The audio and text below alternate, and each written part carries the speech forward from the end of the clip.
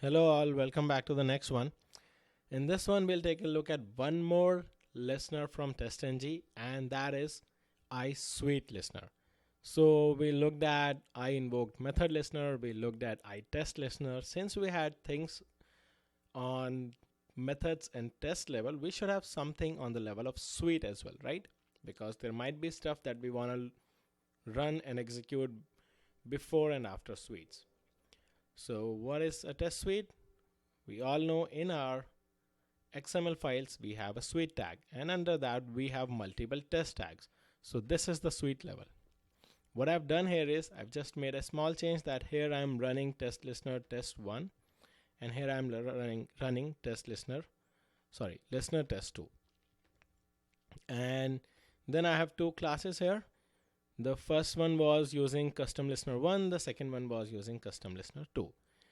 We will actually change both of them to use custom listener 3. So let's go ahead in our listeners package, copy one of them and create a custom listener 3 class. And let's open it. I'm gonna delete the custom listener 1 stuff. And I'm gonna delete this interface as well. So now we will use ISuite and then control space ISuiteListener from org.testng. Now let's implement the unimplemented methods. So click on this, and it's a very easy one. So there are only two methods inside it, on start and on finish, and we got the imported statements here, right? So always make sure we have correct import statements.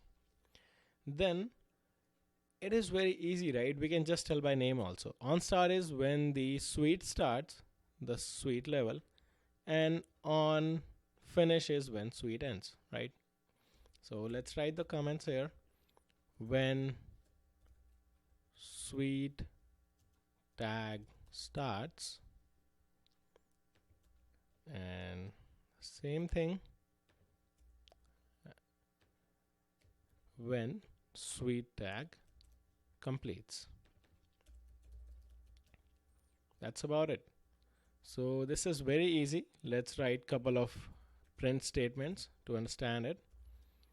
So this is coming from on start and this is coming from on finish. Let me just write it.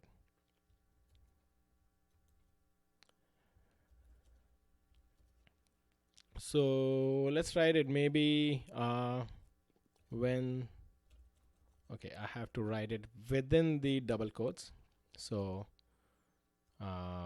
before suite starts, and we can just write the same thing here after suite completes. That's it. Now what I want to do here is I want the same listener in both these classes. We have one more way to use listener. Instead of importing the listener package here and providing the listener annotation here, we can actually do the same thing directly from our XML file. And it's very easy because then we do not have to change it or add it separately in every class file. So let's see how we can do it. I'm just gonna delete, or maybe you know what, let's not delete, let's comment out the things. And I'm gonna comment out the import statement as well. And this one I can delete because we're not using the custom listener here. The same thing I'm gonna do here. Let's comment out this listener as well, and let's delete the custom listener too. So now we have both the classes all said and done, but we need to tell them some way that please refer to custom listener 3 when you are running. So we will go to our XML file and we can see we have both the test tags. In the suite level, before the test tag itself, we can just mention it here. So I'm going to start this and listeners. So here inside it, we can add a listener. So listener, and that's done. Now we need to tell which listener we want to use. So I want to use custom listener 3. So let's copy the package name and then the class name here, because we always have to tell the package name. What's going to happen here is TestNG is going to notice this thing, and it's going to figure out that this suite, listeners test suite, it uses a listener with the name custom listener 3. And all the test tags, all the classes inside it will use the same listener. And that's pretty interesting, right? And it's pretty easy, because then now we don't have to add them here in every test class. That's done, all said and done. Now let me just go ahead and right click the XML file and run it. So run as TestNG suite, and here we go. It's failing one method because we already know we're failing one method intentionally.